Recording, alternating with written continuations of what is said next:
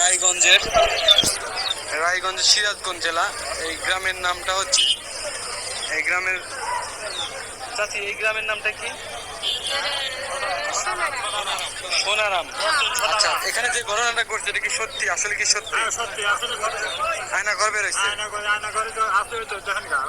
আচ্ছা আচ্ছা, ভিতরে আমি ভিতরে যাইনি। কয়জন মানুষ বেরোইছে? কয়জন? দুইজন বেরোইছে।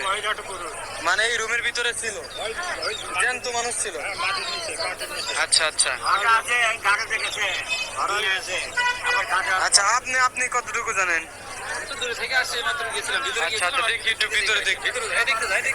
আচ্ছা, এখানে আগে দেখাই কি অবস্থা। এখানে আমি তো আপনাকে বুঝাই বলি, এখানে হচ্ছে কি ছোট্ট একটা আয়নাঘর বেরোয়েছে। এই বাসাটা দেখতে পাচ্ছেন, এই পুরো একটা বাসার নিচে একটা রুম আছে, 3টা 4টা একটা রুম করছে আর কি। সেই রুমের ভিতরে আপনি কি গেছিলেন, দেখছেন? আচ্ছা, ভিতরে দোপা। আচ্ছা, ভিতরে নিচু, বুঝতে পারছি। আচ্ছা, একটু আমি দেখাই ভিউয়ার্সদেরকে, দেখে আপনারা প্রচুর পরিমাণ শেয়ার করবেন। এটা হচ্ছে সিরাজগঞ্জের রায়গঞ্জ উপজেলা। এই গ্রামের নামটা যেন কি বলেন? রায়গঞ্জ থানা, পশ্চিম সোনারাম। ইউনিয়নের নাম নলকা নাকি? ও সরি, চান্দাইগোনা ইউনিয়ন। এটা চান্দাইগোনা ইউনিয়ন আমাদের এটা। তো এখানে একটা আয়না ঘর বেরোচ্ছে দেখতে পাচ্ছেন। আচ্ছা, যে ঘরের মালিক সে এখন কোথায় আছে? নামরো জহরুল। আচ্ছা, ওনার কোনো ভাই টাই নাই, ভাই বোন? উনি কি পলাতক নাকি পুলিশ নিয়ে গেছে? পলাতক, উনি আর নাই। আচ্ছা, ঘটনা আসলেই সত্য, আমি কি জানতে পেরেছি, সেজন্য দেখলাম যে এখানে আসি আপনাদেরকে একটু জানানোর চেষ্টা করি। তো ভিতরে আমি দেখাই কি অবস্থা এখানে, দেখি বড় ভাই একটু। আচ্ছা, এখানে কি হয়েছিল ভাই একটু বলবেন?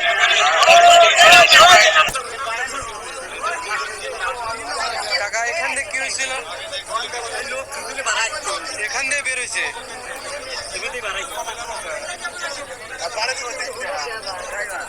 কি বলেন, এখান দিয়ে বেরোইছে?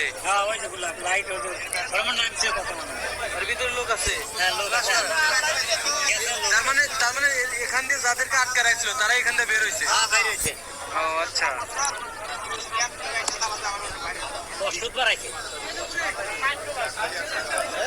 হ্যাঁ ভিতরে। আচ্ছা, ঠিক আছে। আপনারা প্রচুর পরিমাণ শেয়ার করবেন। দেখতে পাচ্ছেন একটা স্মল আয়না ঘর। এই আয়না ঘরের আসলে রহস্যটা কতটুকু সত্য আমি এটা যাচাই করার জন্য আর কি এখানে আসলাম।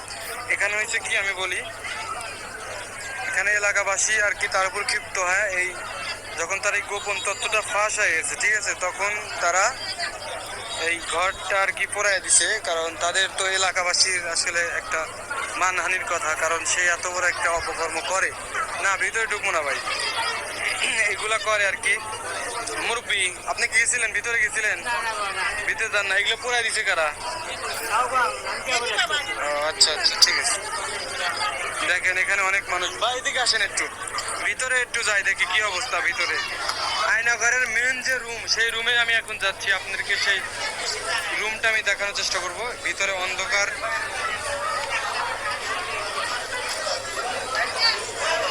লাইট করেন তো ভাই। ওই যে দেখেন ভিতরে, হ্যাঁ ওটাও।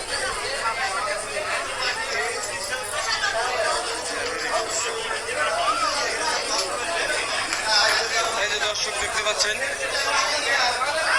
এইটাই হচ্ছে মূলত আয়না ঘরে। আমি যে দেখাইতেছি হচ্ছে হলো আয়না ঘরের রুম, ঠিক আছে। এর ভিতরে সবাই যে যাচ্ছে। আপনি গেছিলেন? ভিতরে গেছিলেন? কি অবস্থা? ভিতরে দেখলাম অনেক খারাপ অবস্থা। 4টা পার্ট আছে, 4টা পার্টে শুধু একটা গলি আছে। তার মানে ওখানে মানুষ রাখার জন্য এই রুমটা মানুষ রাখছিল। ওখানে অনেকেই দেখলাম গেছিল, দেখছে ওখানে টয়লেটও করছে আর কি। টয়লেটে পোকা ধরে গেছে। আচ্ছা আচ্ছা, এই পরিমাণে ভয়াবহ অবস্থা। এবং ওখানে কেউ থাকছে ওই লোকগুলাই বলতে পারবে, আর কেউ জানে না। তো আসলে এরকম কষ্ট করছে। একটু ভিতরে দেখি কি অবস্থা। আমি আপনাদেরকে এখন আয়না ঘরের রুমটা দেখাবো, আসলে কিভাবে ঢুকছে বা কিভাবে কি করছে ভিতরে।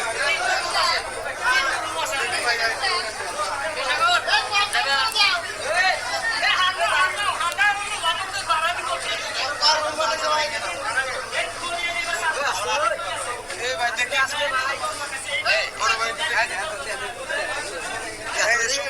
পাচ্ছেন viewers? এটা হচ্ছে আয়নাঘর।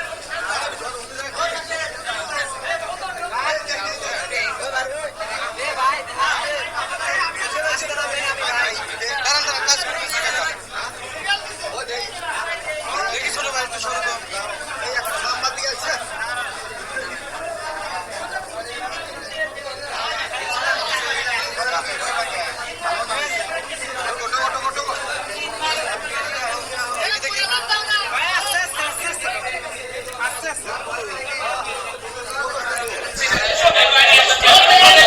এটাই হচ্ছে আয়নাঘরে ঢোকার একটা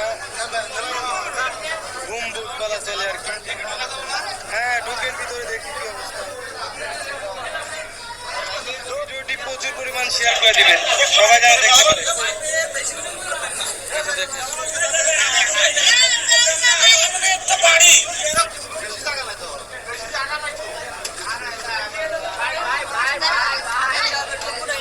আমি এর ভিতরে গেলাম না, ঠিক আছে, সবাই যেতেছে আর ওর ভিতরে প্রচুর গরম।